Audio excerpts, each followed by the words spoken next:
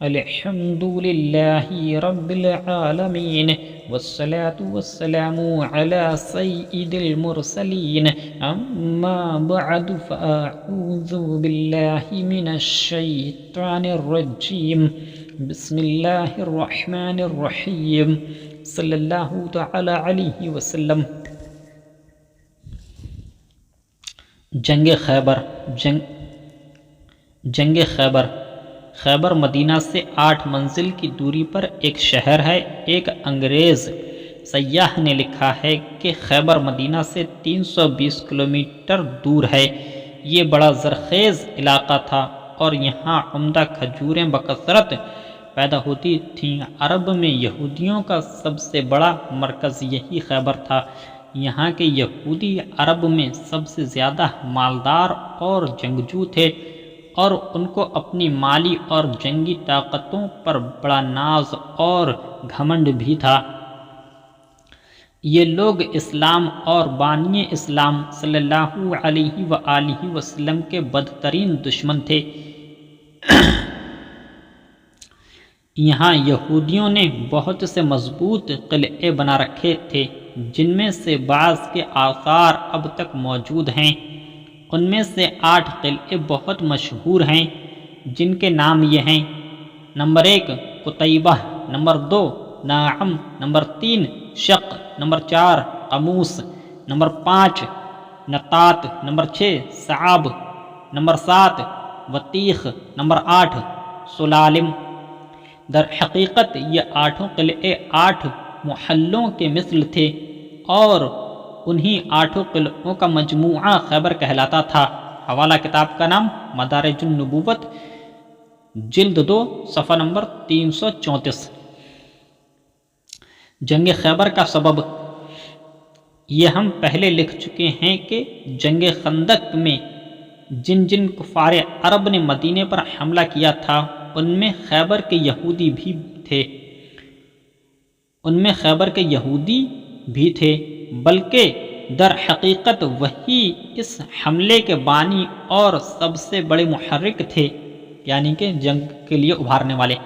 چنانچہ بنو نذیر کے یہودی جب مدینے سے جلا وطن کیے گئے تو یہودیوں کے جو رؤوسا خیبر چلے گئے تھے، یعنی کہ امیر یہودی، ان میں سے حوی بن اخطب اور ابو رافع سلام بن ابی الحقیق نے تو مکہ جا کر کفار قریش کو مدینے پر حملہ کرنے کے لیے ابھارا اور تمام قبائل کا دورہ کر کے کفار عرب کو جوش دلا کر برانگیختہ کیا، یعنی کہ کفار مکہ کو جنگ کے لیے ابھارا،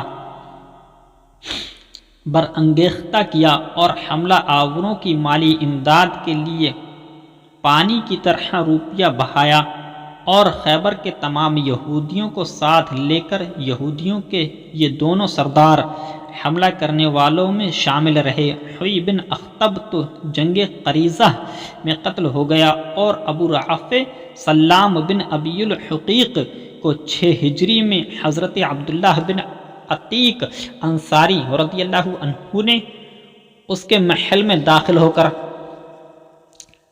قتل کر دیا۔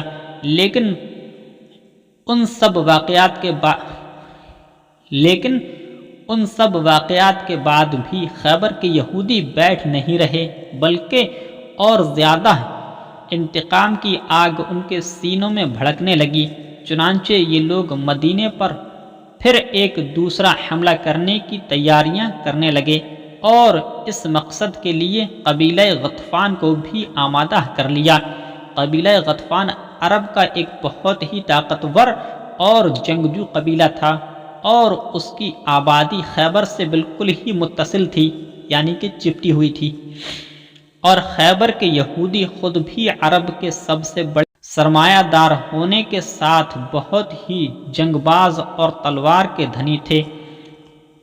ان دونوں کے گٹھ جوڑ سے ایک بڑی طاقتور فوج تیار ہو گئی اور ان لوگوں نے مدینے پر حملہ کر کے مسلمانوں کو تہس نہس کر دینے کا پلان بنا لیا۔ مسلمان خیبر چلے۔ جب رسول خدا صلی اللہ علیہ وآلہ وسلم کو خبر ملی کہ خیبر کے یہودی قبیلہ غطفان کو ساتھ لے کر مدینے پر حملہ کرنے والے ہیں، تو ان کی اس چڑھائی کو روکنے کے لیے 1600 صحابہ کرام کا لشکر ساتھ لے کر آپ خیبر روانہ ہوئے۔ مدینے پر حضرت سبع بن عرفطہ رضی اللہ عنہ کو افسر مقرر فرمایا اور 3 جھنڈے تیار کرائے۔ ایک جھنڈا حضرت حباب بن منذر رضی اللہ عنہ کو دیا اور ایک جھنڈے کا علمبردار حضرت سعد بن عبادہ رضی اللہ عنہ کو بنایا اور خاص علم نبوی حضرت علی رضی اللہ عنہ کے دست مبارک میں عنایت فرمایا اور ازواج مطہرات میں سے حضرت بی بی ام سلمہ رضی اللہ عنہا کو ساتھ لیا۔ حضور صلی اللہ علیہ وآلہ وسلم رات کے وقت حدود خیبر میں اپنی فوج ظفر موج کے ساتھ پہنچ گئے اور نماز فجر کے بعد شہر میں داخل ہوئے تو خیبر کے یہودی اپنے اپنے حصیہ اور ٹوکری لے کر کھیتوں اور باغوں میں کام کاج کے لیے قلعے سے نکلے۔ جب انہوں نے حضور صلی اللہ علیہ وآلہ وسلم کو دیکھا تو شور مچانے لگے اور چلا چلا کر کہنے لگے کہ خدا کی قسم، لشکر کے ساتھ محمد صلی اللہ علیہ وآلہ وسلم ہیں۔ اس وقت حضور صلی اللہ علیہ وآلہ وسلم نے فرمایا کہ خیبر برباد ہو گیا۔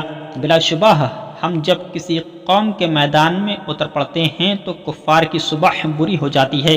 حوالہ کتاب کا نام بخاری شریف جلد 2 صفحہ نمبر 603۔ حضرت ابو موسیٰ اشعری رضی اللہ عنہ کہتے ہیں کہ جب حضور صلی اللہ علیہ وآلہ وسلم خیبر کی طرف متوجہ ہوئے تو صحابہ کرام بہت ہی بلند آوازوں سے نعرہ تکبیر لگانے لگے تو آپ نے فرمایا کہ اپنے اوپر نرمی برتو، تم لوگ کسی بہرے اور غائب کو نہیں پکار رہے ہو بلکہ اس اللہ کو پکار رہے ہو جو سننے والا اور قریب ہے۔ میں حضور صلی اللہ علیہ وآلہ وسلم کی سواری کے پیچھے لا حول ولا قوت الا باللہ کا وظیفہ پڑھ رہا تھا، جب آپ نے سنا تو مجھ کو پکارا اور فرمایا کہ کیا میں تم کو ایسا کلمہ نہ بتا دوں جو جنت کے خزانوں میں سے ایک خزانہ ہے؟ میں نے عرض کیا کہ کیوں نہیں یا رسول اللہ، آپ پر میرے ماں باپ قربان۔ تو فرمایا کہ وہ کلمہ لا حول ولا قوت الا باللہ ہے۔ حوالہ کتاب کا نام بخاری شریف جلد 2 صفحہ نمبر 605۔ یہودیوں کی تیاری۔ یہودیوں نے اپنی عورتوں اور بچوں کو ایک محفوظ قلعے میں پہنچا دیا اور راشن کا ذخیرہ قلعہ نعم میں جمع کر دیا اور فوجوں کو نطات اور قموس کے قلعوں میں اکٹھا کر دیا۔ ان میں سب سے زیادہ مضبوط اور محفوظ قلعہ قموس تھا اور مرحب یہودی جو عرب کے پہلوانوں میں 1000 سوار کے برابر مانا جاتا تھا، اسی قلعے کا رئیس تھا۔ سلام بن مشکم یہودی گو بیمار تھا مگر وہ بھی قلعہ نطات میں فوجیں لے کر ڈٹا ہوا تھا۔ یہودیوں کے پاس تقریباً 20,000 فوج تھی جو مختلف قلعوں کی حفاظت کے لیے مورچہ بندی کیے ہوئے تھی۔ محمود بن مسلمہ شہید ہو گئے۔ سب سے پہلے قلعہ نعم پر معرکہ آرائی اور جم کر لڑائی ہوئی۔ حضرت محمود بن مسلمہ رضی اللہ عنہ نے بڑی بہادری اور جانثاری کے ساتھ جنگ کی مگر سخت گرمی اور لو کے تھپیڑوں کی وجہ سے ان پر پیاس کا غلبہ ہو گیا۔ وہ قلعہ نعم کی دیوار کے نیچے سو گئے۔ کنانہ بن ابی الحقیق یہودی نے ان کو دیکھ لیا اور چھت سے ایک بہت بڑا پتھر ان کے اوپر گرا دیا جس سے ان کا سر کچل گیا اور یہ شہید ہو گئے۔ اس قلعے کو فتح کرنے میں 50 مسلمان زخمی ہو گئے لیکن قلعہ فتح ہو گیا۔ حضرت اسود راعی رضی اللہ عنہ اسی قلعے کی جنگ میں شہادت سے سرفراز ہوئے۔ ان کا واقعہ یہ ہے کہ یہ ایک حبشی تھے جو خیبر کے کسی یہودی کی بکریاں چرایا کرتے تھے۔ جب یہودی جنگ کی تیاریاں کرنے لگے تو انہوں نے پوچھا کہ آخر تم لوگ کس سے جنگ کے لیے تیاریاں کر رہے ہو؟ یہودیوں نے کہا کہ آج ہم اس شخص سے جنگ کریں گے جو نبوت کا دعویٰ کرتا ہے۔ یہ سن کر ان کے دل میں حضور صلی اللہ علیہ وآلہ وسلم کی ملاقات کا جذبہ پیدا ہوا، چنانچہ یہ بکریاں لیے ہوئے بارگاہ رسالت میں حاضر ہو گئے اور حضور صلی اللہ علیہ وآلہ وسلم سے دریافت کیا کہ آپ کس چیز کی دعوت دیتے ہیں؟ آپ نے ان کے سامنے اسلام پیش فرمایا۔ انہوں نے عرض کیا کہ اگر میں مسلمان ہو جاؤں تو مجھے خداوند تعالیٰ کی طرف سے کیا اجر و ثواب ملے گا؟ آپ نے ارشاد فرمایا کہ تم کو جنت اور اس کی نعمتیں ملیں گی۔ انہوں نے فوراً ہی کلمہ پڑھ کر اسلام قبول کر لیا۔ پھر عرض کیا کہ یا رسول اللہ، یہ بکریاں میرے پاس امانت ہیں، اب میں ان کو کیا کروں؟ آپ نے فرمایا کہ تم ان بکریوں کو قلعے کی طرف ہانک دو اور ان کو کنکریوں سے مارو، یہ سب خود بخود اپنے مالک کے گھر پہنچ جائیں گی۔ چنانچہ یہ حضور صلی اللہ علیہ وآلہ وسلم کا معجزہ تھا کہ انہوں نے بکریوں کو کنکریاں مار کر ہانک دیا اور وہ سب اپنے مالک کے گھر پہنچ گئیں۔ اس کے بعد یہ خوش نصیب حبشی ہتھیار پہن کر مجاہدین اسلام کی صف میں کھڑا ہو گیا اور انتہائی جوش و خروش کے ساتھ جہاد کرتے ہوئے شہید ہو گیا۔ جب حضور صلی اللہ علیہ وآلہ وسلم کو اس کی خبر ہوئی تو فرمایا کہ عمل قلیلا و اجر کثیرا، ترجمہ اس شخص نے بہت ہی کم عمل کیا اور بہت زیادہ اجر دیا گیا۔ پھر حضور صلی اللہ علیہ وآلہ وسلم نے ان کی لاش کو خیمے میں لانے کا حکم دیا اور ان کی لاش کے سرہانے کھڑے ہو کر آپ نے یہ بشارت سنائی کہ اللہ تعالیٰ نے اس کے کالے چہرے کو حسین بنا دیا، اس کے بدن کو خوشبودار بنا دیا اور 2 حوریں اس کو جنت میں ملی۔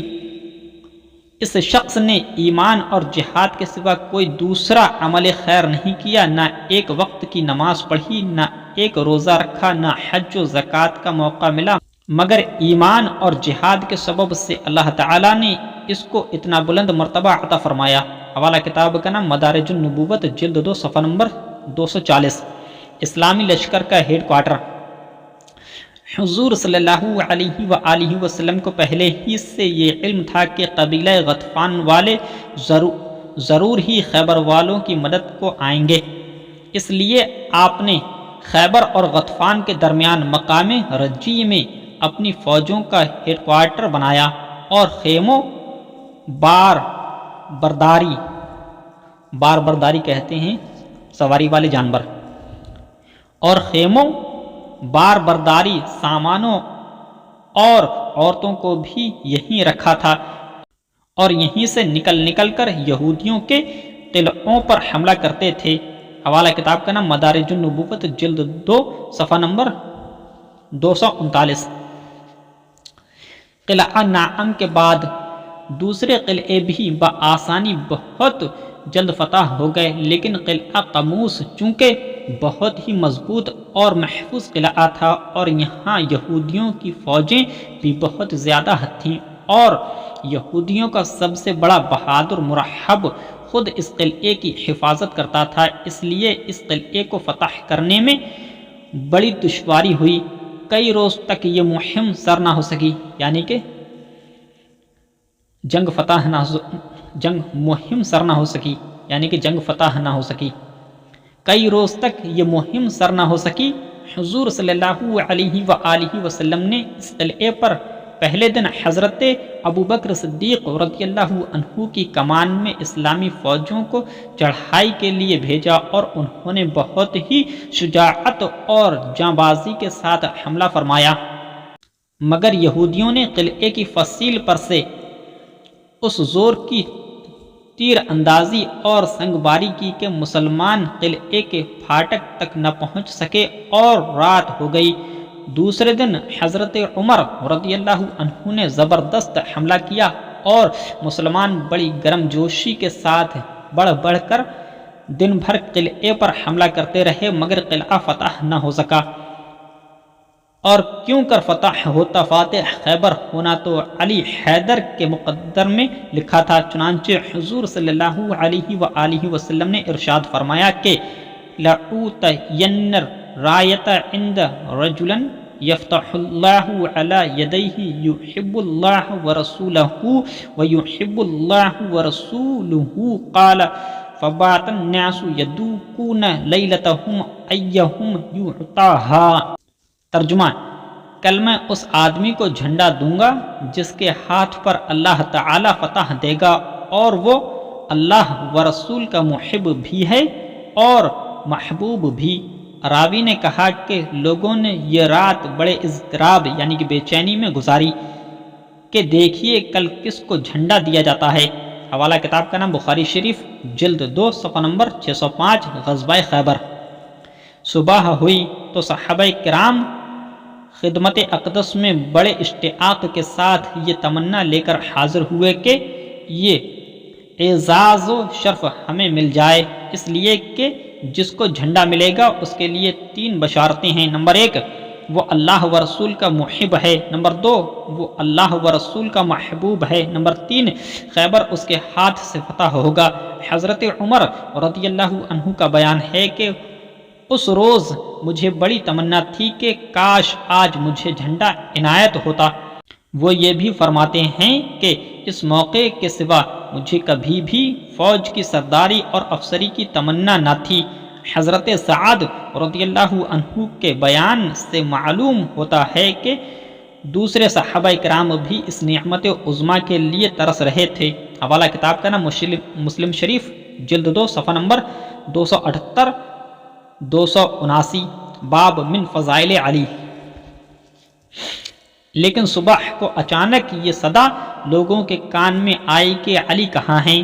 لوگوں نے عرض کیا کہ ان کی آنکھوں میں آشوب ہے۔ آپ نے قاصد بھیج کر ان کو بلایا اور ان کی دکھتی ہوئی آنکھوں میں اپنا لعاب دہن لگا دیا یعنی کہ تھوک شریف، اور دعا فرمائی تو فوراً ہی انہیں ایسی شفا حاصل ہو گئی کہ گویا انہیں کوئی تکلیف تھی ہی نہیں۔ پھر تاجدار دو عالم صلی اللہ تعالی علیہ وسلم نے اپنے دست مبارک سے اپنا علم نبوی جو حضرت ام المؤمنین بی بی عائشہ رضی اللہ عنہا کی سیاہ چادر سے تیار کیا گیا تھا، حضرت علی رضی اللہ عنہ کے ہاتھ میں عطا فرمایا۔ حوالہ کتاب کا نام زرقانی جلد 2 صفحہ نمبر 222، اور ارشاد فرمایا کہ تم بڑے سکون کے ساتھ جاؤ اور ان یہودیوں کو اسلام کی دعوت دو اور بتاؤ کہ مسلمان ہو جانے کے بعد تم پر فلاں فلاں اللہ کے حقوق واجب ہیں۔ خدا کی قسم اگر ایک آدمی نے بھی تمہاری بدولت اسلام قبول کر لیا تو یہ دولت تمہارے لیے سرخ اونٹوں سے بھی زیادہ بہتر ہے۔ حوالہ کتاب کا نام بخاری شریف جلد 2 صفحہ نمبر 605 غزوہ خیبر۔ آپ لوگ اگر ہمارے چینل پر نئے ہیں تو ہمارے چینل کو سبسکرائب کر کے گھنٹی کے بٹن کو دبا کے آل کر دیجیے اور ویڈیو کو لائک کر دیجیے۔ شکریہ۔